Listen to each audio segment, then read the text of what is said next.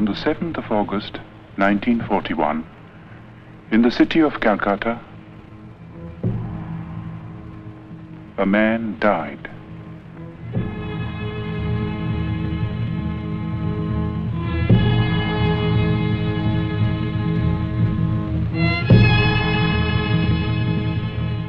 His mortal remains perished, but he left behind him a heritage which no fire could consume. It is a heritage of words and music and poetry, of ideas and of ideals, and it has the power to move us, to inspire us, today and in the days to come. We, who owe him so much, salute his memory.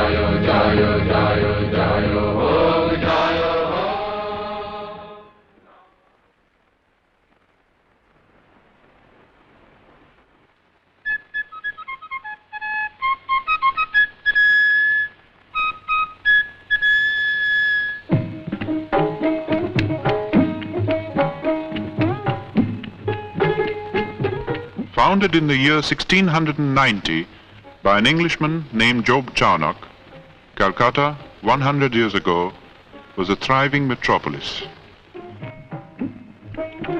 Queen Victoria was proclaimed Empress of India in 1877. As the capital of India, Calcutta was the seat of the Queen's government.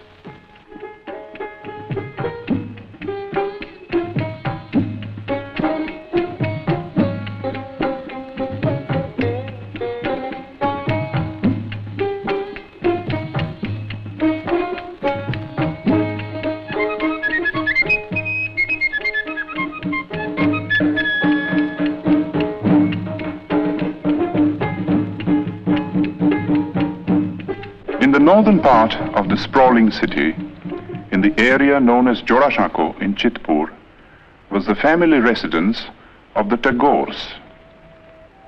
The Tagores had an impressive lineage. It dated back to the first group of learned Brahmins that came from Kannauj and settled in Bengal in the 8th century. 1,000 years later, Panchanan, a descendant, came to the new city of Calcutta and found a lucrative position with a British shipping company. His grandson Nilmoni added to the family fortune and built the house at Jorashako.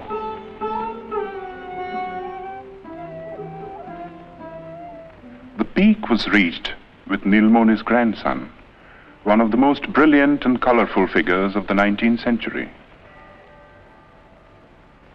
Rabindranath Tagore combined cultured sophistication with a largeness of heart and a rare degree of business acumen. Coal, sugar, indigo, exports, banking, newspaper. There was no end to his enterprises, and he succeeded in all. If his earnings were fabulous, so were his spendings.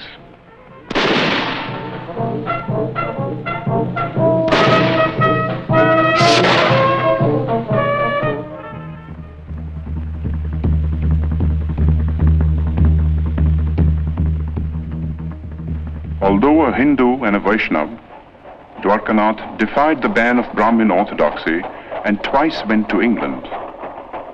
There he had an audience with Queen Victoria, discussions with Gladstone, and dinner with men like Dickens, Thackeray, and Max Muller.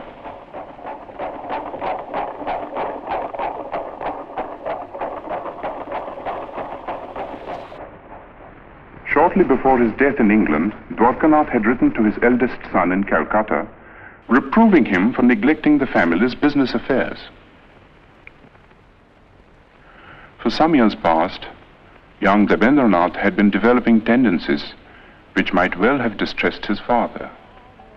It began in a burning cart. The last rites were being administered to Rabindranath's grandmother. Not far away, on the riverbank, sat Rabindranath. Like many a rich man's son, he had been leading a wayward life. But tonight, he was overcome by a strange feeling.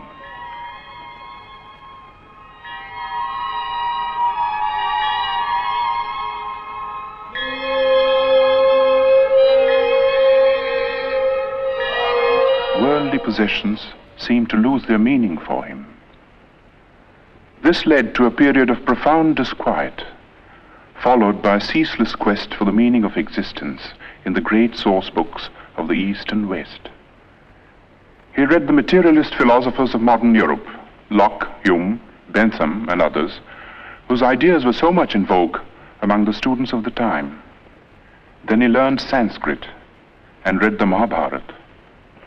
But peace of mind would not come until one day he chanced upon a torn page of a Sanskrit book. There was a sloka in it which said, "God is supreme and all-pervading. Enjoy by renunciation. Covet not another's wealth." This was a page of the Ishopanishad, edited by Raja Ram Mohan Roy.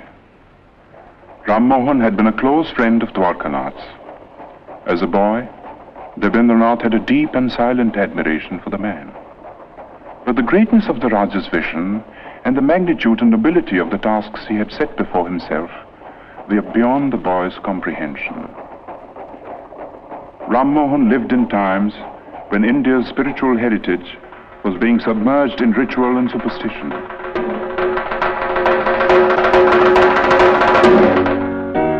While in the West, a whole new concept of humanity was emerging.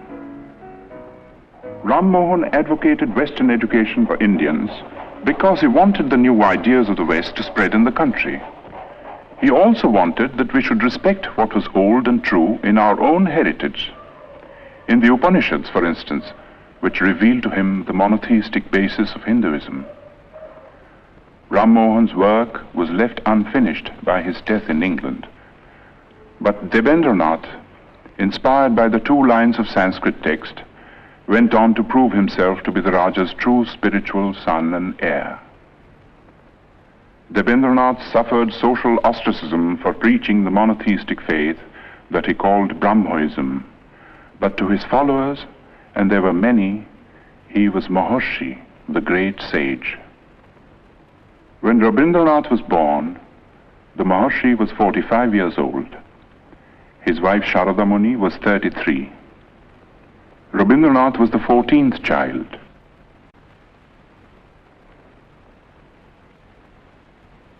The eldest was Dijendranath, poet, philosopher, mathematician. Second son Satyendranath translated the Gita and Meghdut in Bengali verse and became the first Indian member of the Indian Civil Service. The fifth son Jyotirindranath was a born musician, translated Moliere and Sanskrit dramas into Bengali, and wrote and staged some of the most popular Bengali plays of his time. Among the daughters was Swarna Kumari, the first woman novelist and the first woman to edit a journal in India. Indeed, it was a household which hummed with artistic activity.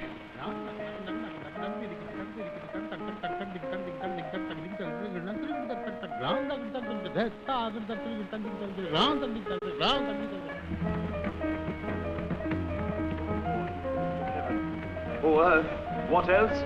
And shall I couple hell? O fie, hold my heart. And you, my sinews, grow not instant old, but bear me stiffly up. Remember thee? For Roby, the time hadn't yet come to participate in the activities of the elders. Going out in the street was forbidden too, and this was indeed a pity, for nothing seemed more fascinating to the boy than the world outside.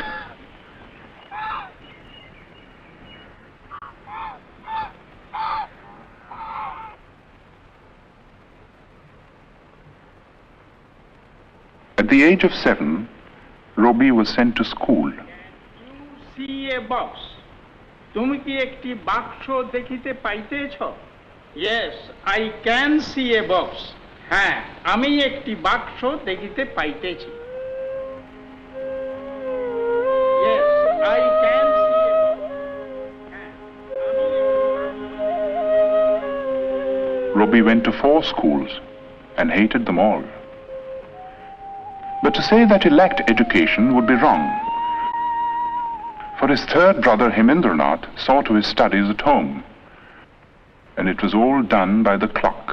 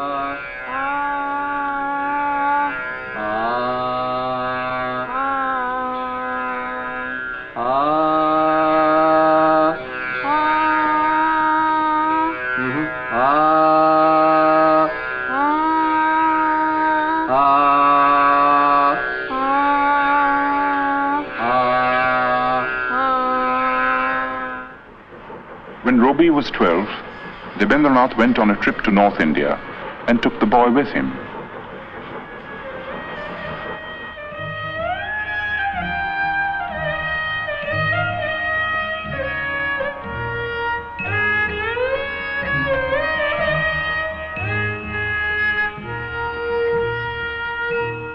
The last stop on a long tour was the rest house on Bakrota, the highest hill in the hill station of Dalhousie in the Punjab.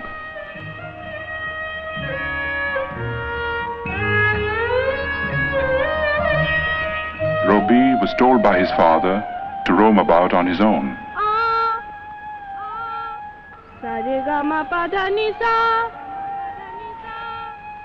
He was also taught to rise before the sun.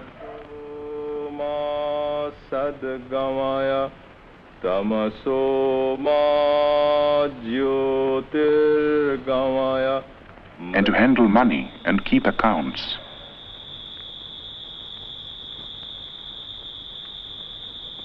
The days often ended with a boy singing devotional songs to his father.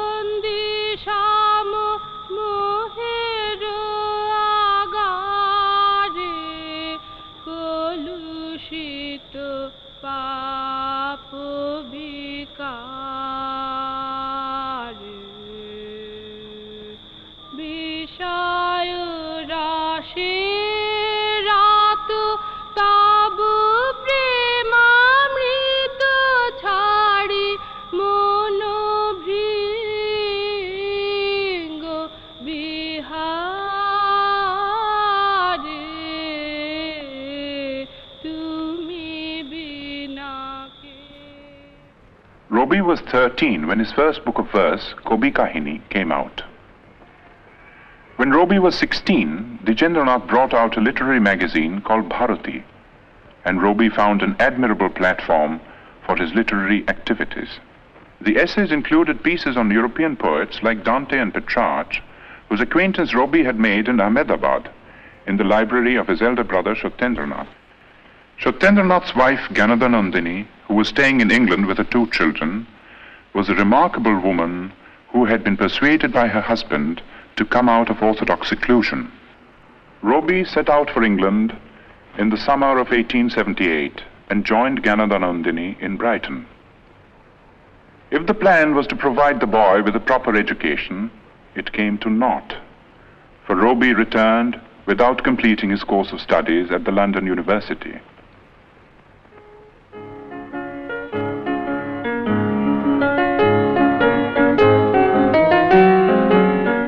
While in England, Rabindranath had become acquainted with Western music. Some of the tunes he had learned found their way into his enchanting opera, Valmiki Pratibha.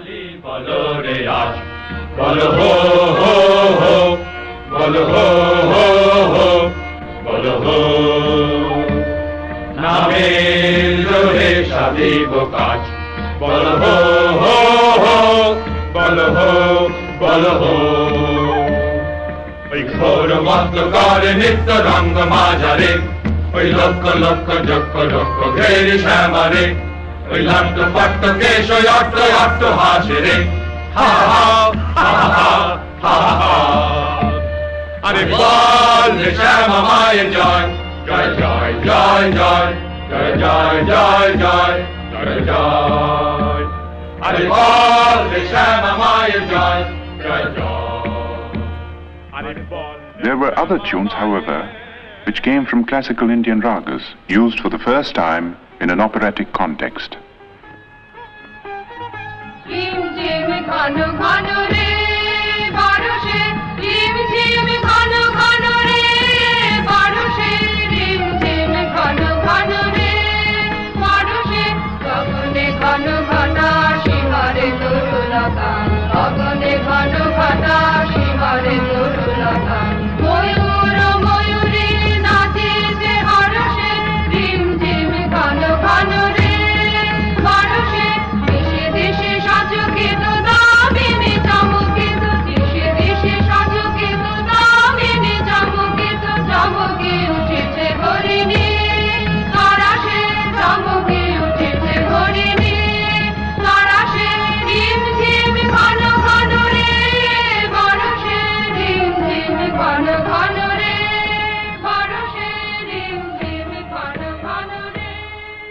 Valmiki Pratibha was staged in the Tagore residence with Rabindranath in the role of the bandit-turned-poet.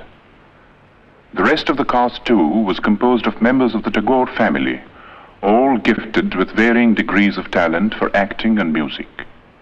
Among those who saw and praised this performance was the greatest literary figure of the time, Bankim Chandra Chatterjee. A year later, when Rabindranath's Shandha Sangeet was published, Bankim Chandra personally congratulated the poet and acknowledged his preeminence among the rising writers of the day.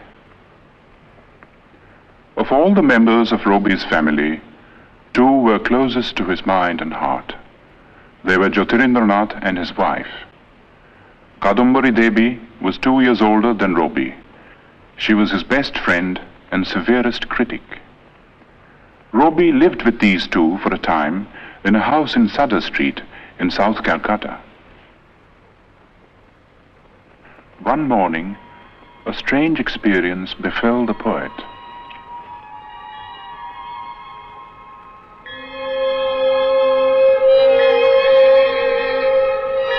One day, while I stood watching at early dawn, the sun sending out its rays from behind the trees, I suddenly felt as if some ancient mist had in a moment lifted from my sight, and the morning light on the face of the world revealed an inner radiance of joy. The poem I wrote on the first day of my surprise was named The Awakening of the Waterfalls.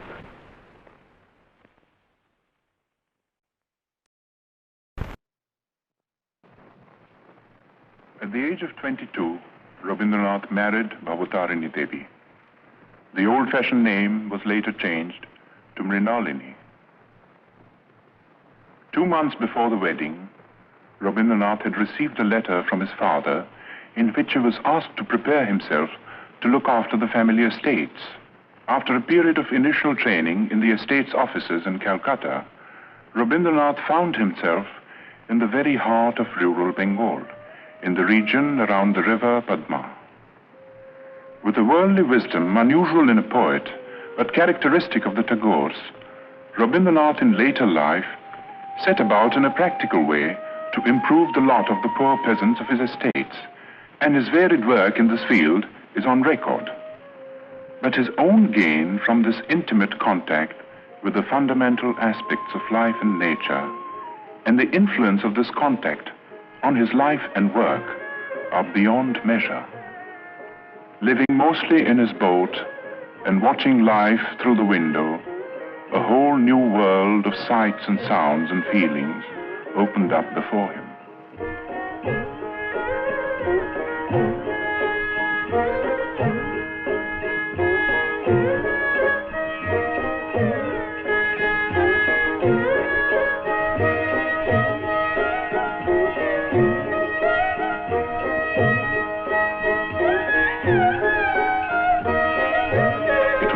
In which the moods of people and the moods of nature were inextricably interwoven. The people found room in a succession of great short stories, and nature in an outpouring of exquisite songs and poems. Dominant was the mood of the rains, exultant and terrible.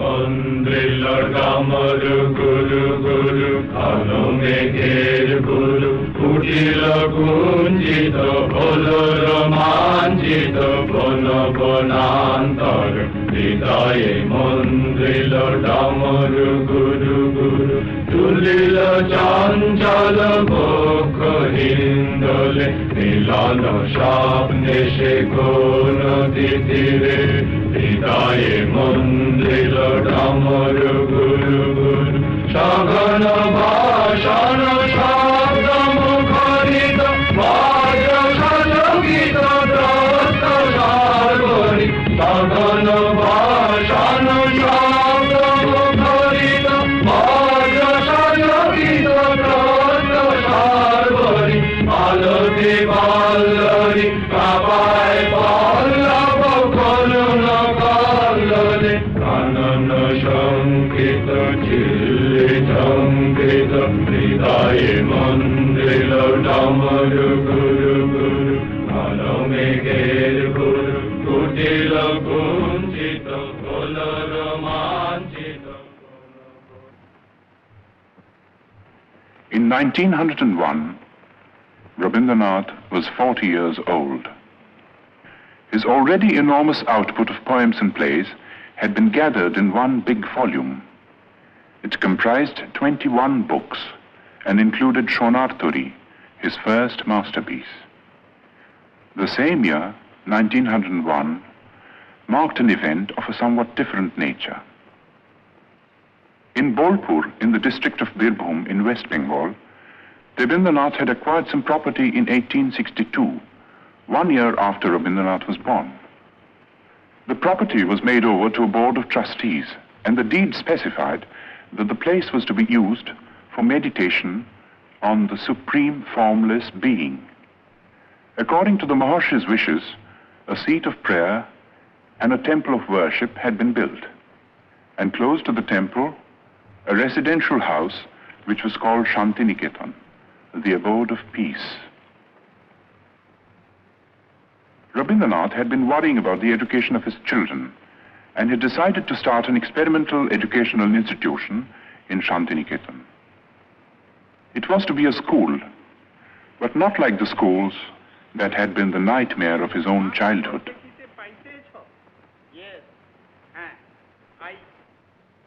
It was to be like the forest hermitages of classical India.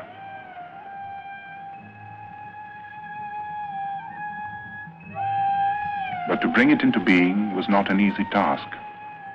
For one thing, it cost money. Rabindranath was obliged to sell, among other things, the copyright of his books. His wife added her bit by selling her wedding ornaments. 2 months after the school was opened, she was taken ill. 3 months later, at the age of 29, she died. For Rabindranath, it was the beginning of a series of personal tragedies. 9 months after his wife's death, his second daughter Renuka passed away. The hardest blow of all came 4 years later. Youngest son Shomindro took after his father in many ways. He was only 13 when he fell a victim to cholera. It was in the midst of these bereavements that Rabindranath participated in one of the greatest political upheavals in the history of India. In December 1903 was published the decision of India's Governor-General Lord Curzon to split up Bengal into 2 provinces. The idea was to create a separate province with a Muslim majority, which would induce a rift between the 2 main religious groups and avert the possible growth of a united front against the government. But in proposing the partition, Curzon merely fanned the flame of patriotism that had been smoldering in the minds of certain visionaries all through the period of the Renaissance in Bengal. These men now came to the fore and led the millions to rise in protest.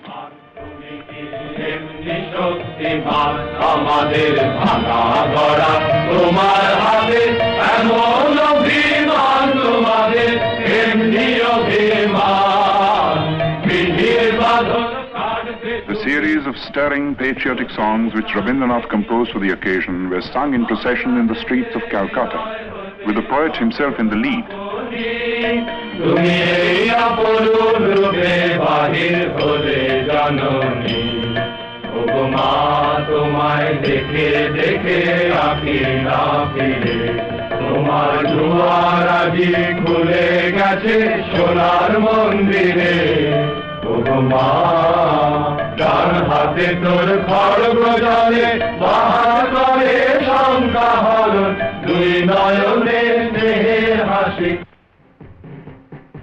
On October 16th, 1905, the partition became an accomplished fact. In a form of protest that only a poet could conceive, Rabindranath turned the Black Day into a mass festival of Rakhi Bandhan, the tying of the band of friendship.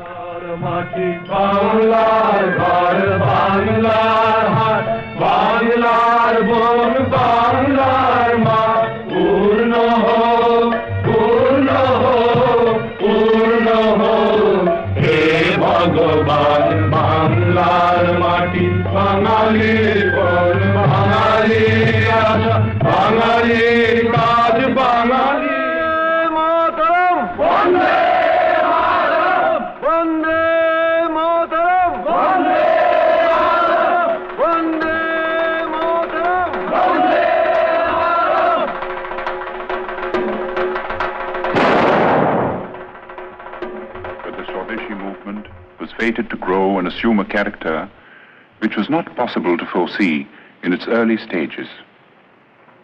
While admitting the bravery and patriotism of those who killed or were killed in a reckless bid for freedom, Rabindranath could not condone terrorism. He stated his credo in clear terms. The path of violence was not for India. Good could come only out of constructive work carried out in a spirit of tolerance. He had himself followed up his retirement from the political scene by devoting himself to the work of rural welfare in his estates. And there were other activities too. He was teaching at school, editing journals, and engaging himself in every conceivable form of literary activity. That his own countrymen now regarded him as their leading man of letters was proved by his 50th birthday celebrations in Calcutta. Sponsored by the Bengal Academy of Letters and attended by thousands, it was a unique occasion and the first time that such an ovation had been given a literary man in India. But to the outside world, Rabindranath was still an unknown name. The object of Rabindranath's visit to England in 1912 was to study the educational methods of the West, and also to acquaint the West with his own work at Shantiniketan. He happened to carry with him on this occasion a notebook containing his own English translations of some of his songs, mainly from Gitanjali. He showed these translations to the English painter William Rothenstein, who had met him on an earlier visit to India. Rothenstein was so impressed that he sent a copy of the translation to the well-known Irish poet Yeats. In introducing the poems to a gathering of English writers and intellectuals, Yeats said, "I know of no man in my time who has done anything in the English language to equal these lyrics. Even as I read them in this literal prose translations, they are exquisite in style and thought." Gitanjali was published in England in the same year. There has rarely been another instance of a poet gaining world fame in like manner. The Nobel Prize came in 1913 and the knighthood in 1915, while war was raging in Europe.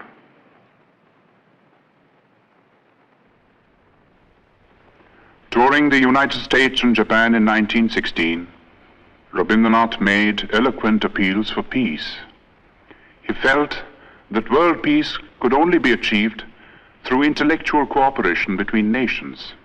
He said, "The call has come to every individual in the present age to prepare himself and his surroundings for the dawn of a new era, when man shall discover his soul in the spiritual unity of all human beings." Pursuing this noble idea of international cooperation, Rabindranath gave the school at Shantiniketan a new status and a new name, Yatra Vishwam Bhavati Ekaniram, where the world becomes a single nest. This was the motto of the Vishwa Bharati. It was inaugurated on the 24th of December 1918 with the aged philosopher Brajendranath Sheel presiding. Rabindranath made over the entire Nobel Prize money towards the building of this university. While peace had been restored in Europe, in India there was unrest. The Rowlatt Bill, designed to suppress all political movements, dashed India's hopes of gaining the self-government that the British rulers had kept promising through the war years.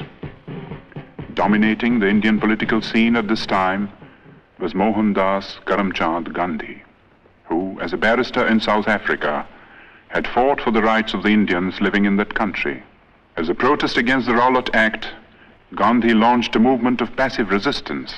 But the masses misinterpreted the movement, and following a rumor of Gandhi's arrest, violence broke out in many parts of the country. As a result of this, the government started taking repressive measures out of all proportion to the magnitude of the violence.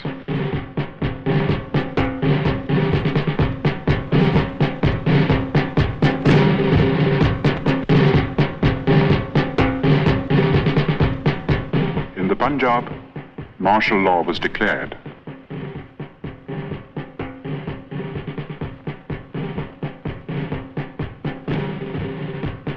In charge of the troops at Amritsar was Brigadier General Dyer. On the first day of the month of Vaishak, a crowd gathered in Jallianwala Bagh, as it had done every other year.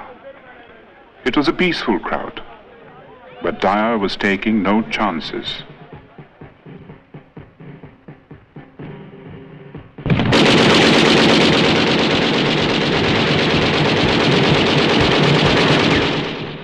News of the Amritsar incident was suppressed by the government, but details filtered through to other parts of the country and even to the abode of peace.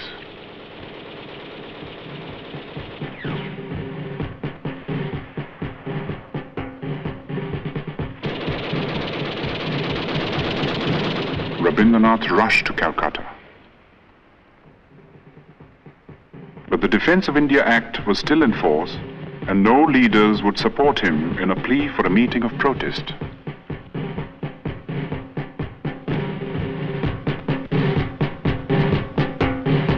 At 4 o'clock in the morning of May the 30th, Rabindranath finished writing a letter.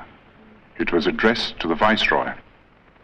Condemning the government for the killing in the Punjab, Rabindranath ended by saying, And I, for my part, wish to stand, shorn of all special distinctions, by the side of my countrymen, who, for their so-called insignificance, are liable to suffer degradation not fit for human beings.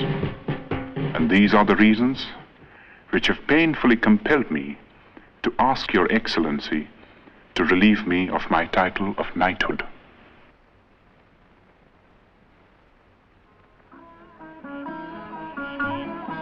The next 10 years of Rabindranath's life were filled with ceaseless activity. The urge to travel and the necessity to collect funds for his university took him to all parts of the world. And the West, as much as the East, welcomed him with open arms.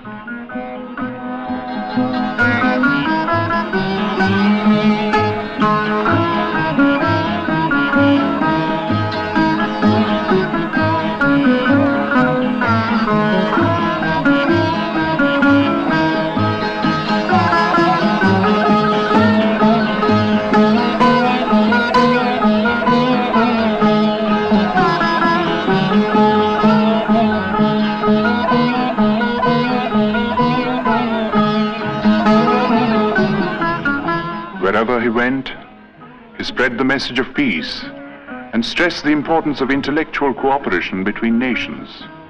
He said, "We ought to know that isolation of life and culture is not a thing of which any nation can be proud. In the human world, giving is exchanging.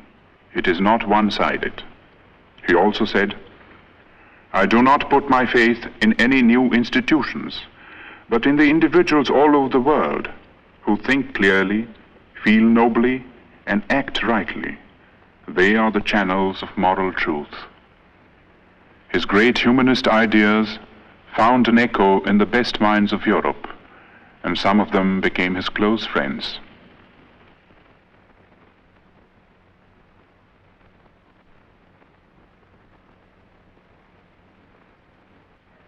In the meanwhile, the institution at Shantiniketan had come a long way from its modest beginnings. Its scope for studies had greatly increased. There was Kalabhavan for the study of painting, under masters like Nandulal Bose.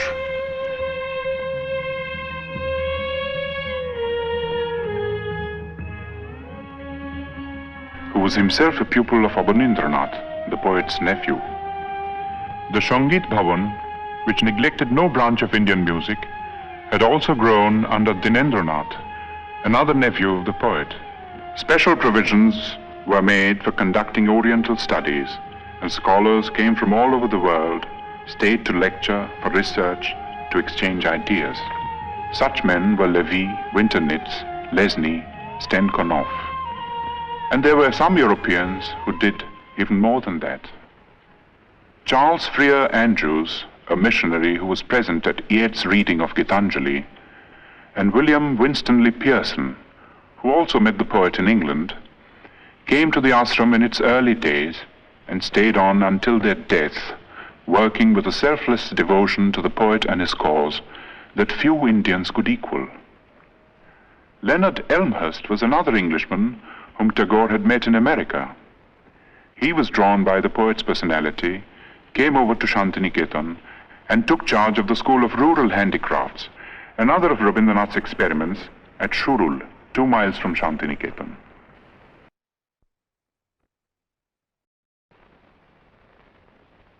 His last European tour began with a visit to Oxford, where he delivered the series of Hibbert lectures, which were later published as The Religion of Man. It was also on this last trip that Rabindranath went to Soviet Russia for the first time.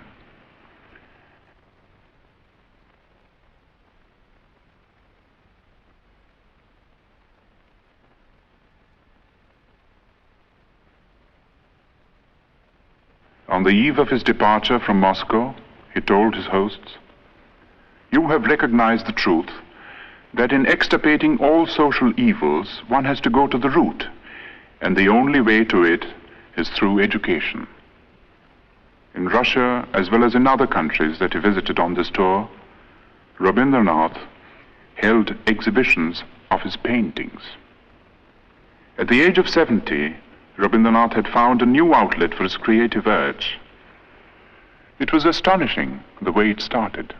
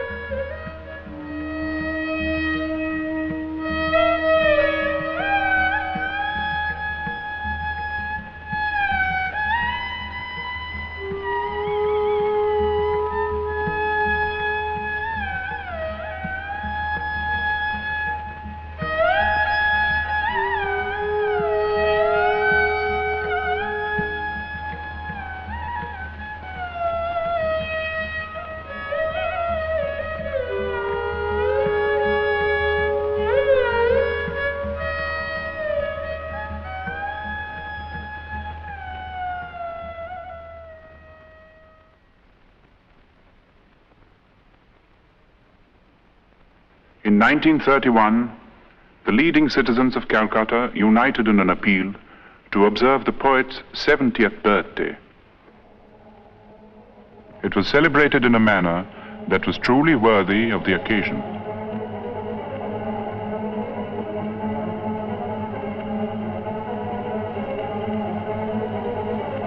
The Golden Book of Tagore was a testimony to the love and reverence that the intellectuals of the world bore for Rabindranath. Its sponsors consisted of 3 Europeans and 2 Indians.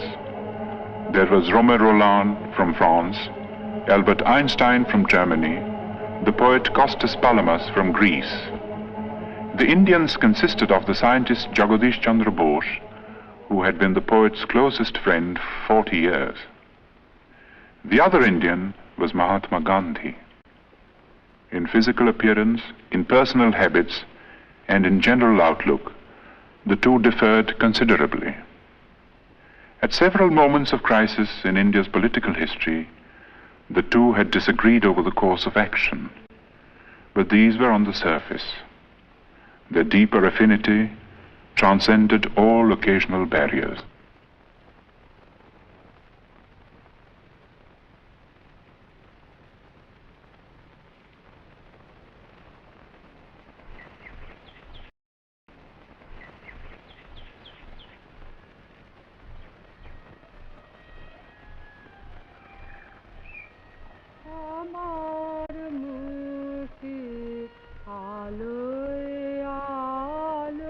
The last years of the poet's life were spent largely in his beloved Shantiniketan.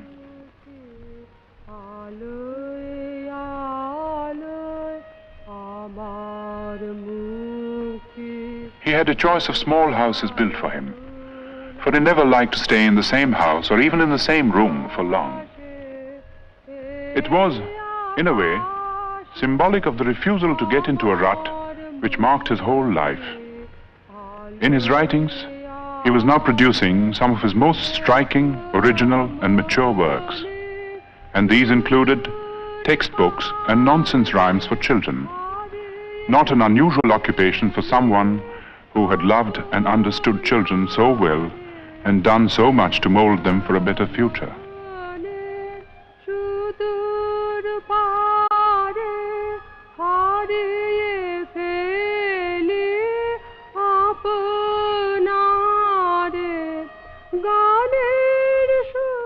His health was failing, but calls of duty, which he was ever ready to answer, gave him little rest.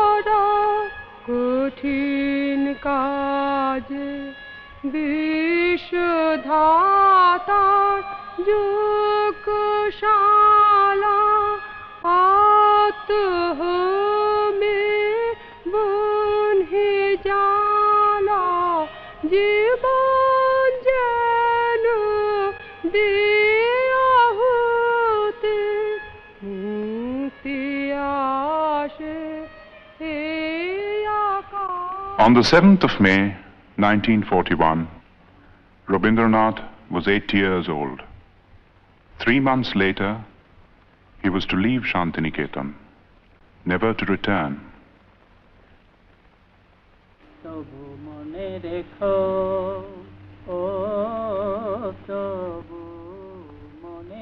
He would be taken to his ancestral house in Calcutta, fatally ill. In this house, once upon a time, a boy roamed the corridors.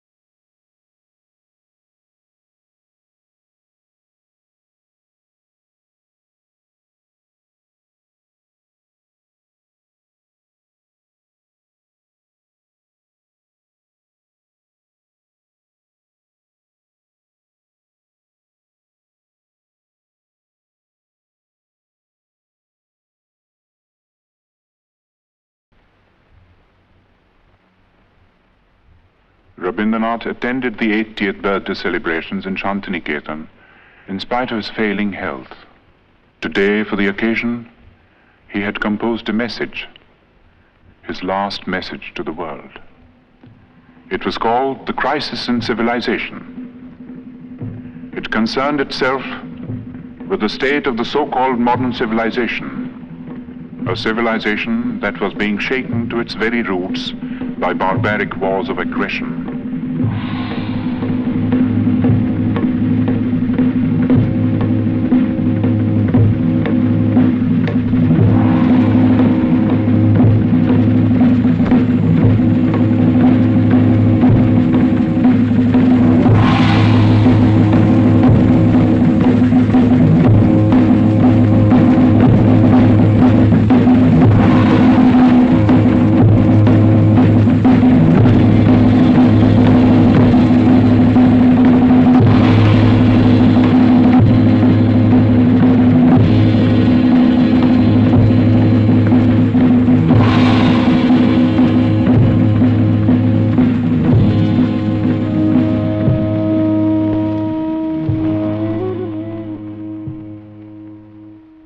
In the course of this message, Rabindranath said, "I had at one time believed that the springs of civilization would issue out of the heart of Europe.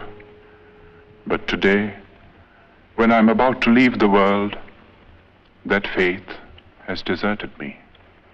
I look around and see the crumbling ruins of a proud civilization strewn like a vast heap of futility.